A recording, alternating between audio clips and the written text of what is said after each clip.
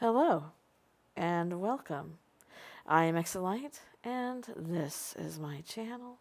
And today we're going to talk about werewolf legends, the history of them, how they originated. Alright, before we get started, you guys know the drill. If you would please give this video a thumbs up, I would greatly appreciate it. And if you are not subscribed, please consider doing so. And if you ring that bell, you'll be notified when my content goes live. And let's get started into werewolves, shall we?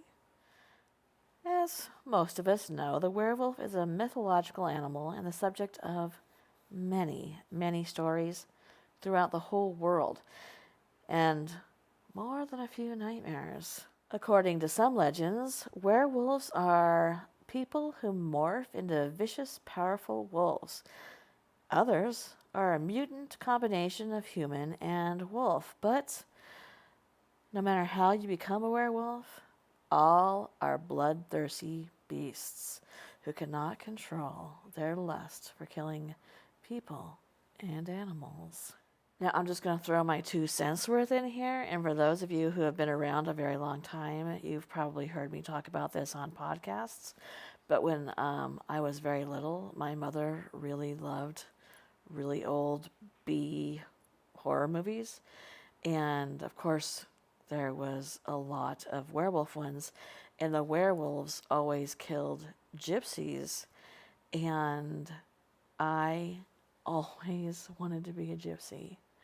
I just thought that it was the most beautiful thing with the skirts that twirled out into infinity and all the jewelry, rings and bracelets and the ting-a-ling-a-ling.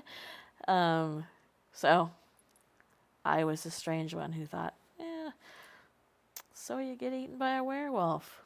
At least you're beautiful beforehand. It is unclear exactly when and where the werewolf legend originated.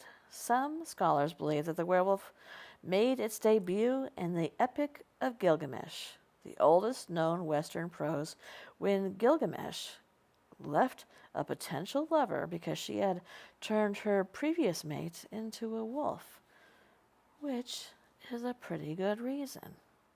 Werewolves made another early appearance in Greek mythology, though, with the legend of Lycaon.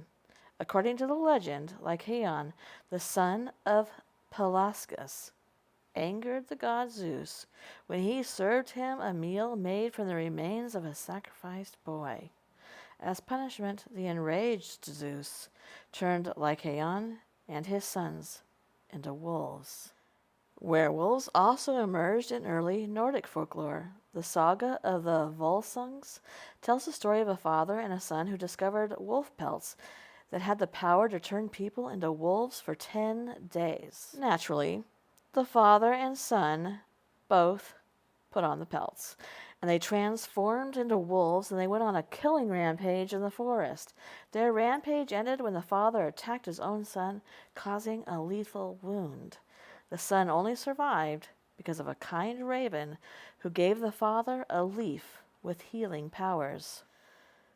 Many so-called werewolves from centuries ago were, in fact, actually serial killers, and France had its fair share. In 1521, Frenchmen Pierre Burgot and Michel Verdun allegedly swore allegiance to the devil and claimed to have an ointment that turned them into wolves.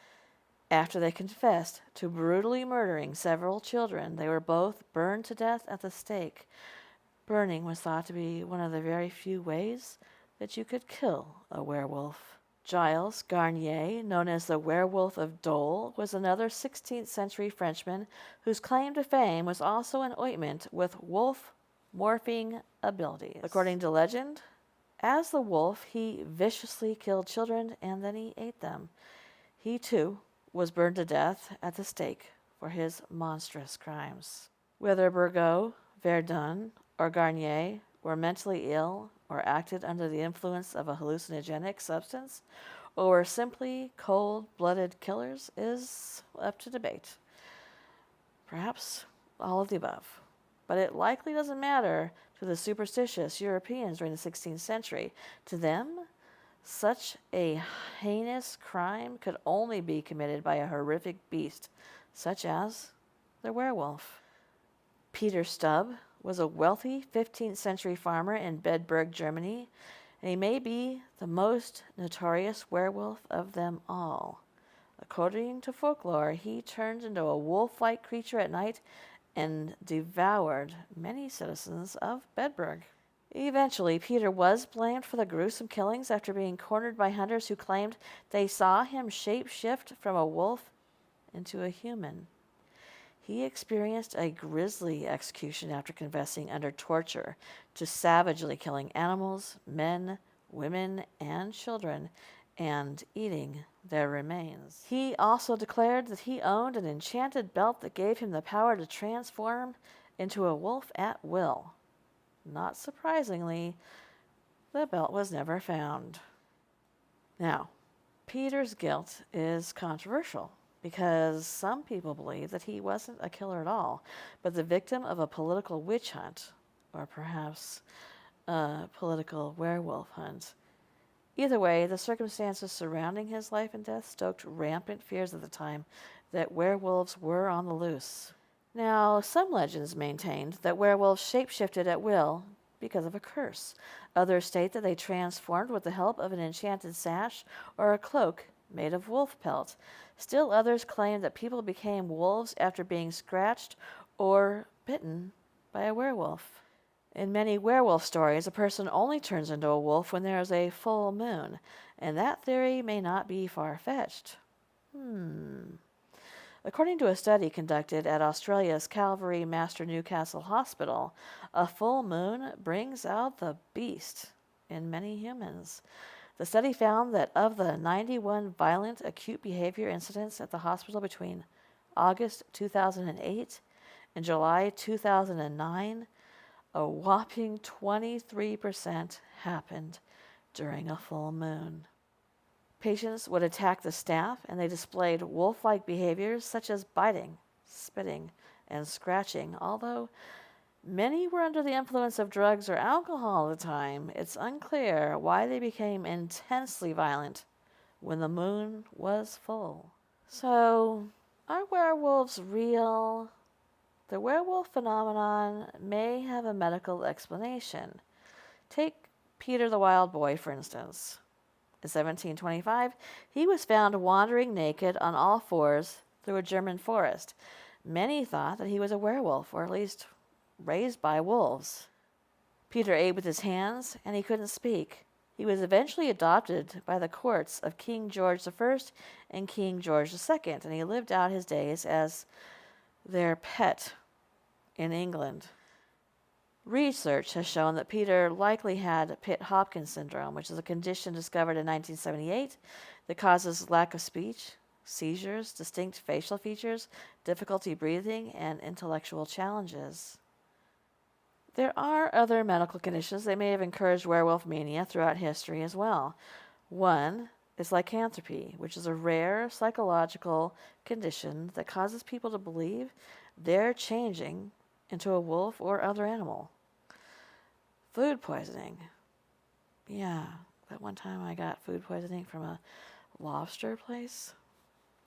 I turned right into a werewolf. Hypertrichosis, which is a rare genetic disorder causing excessive hair growth. Rabies.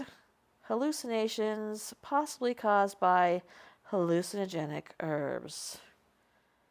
Throughout the centuries, people have used werewolves and other mythological beasts to explain the unexplainable.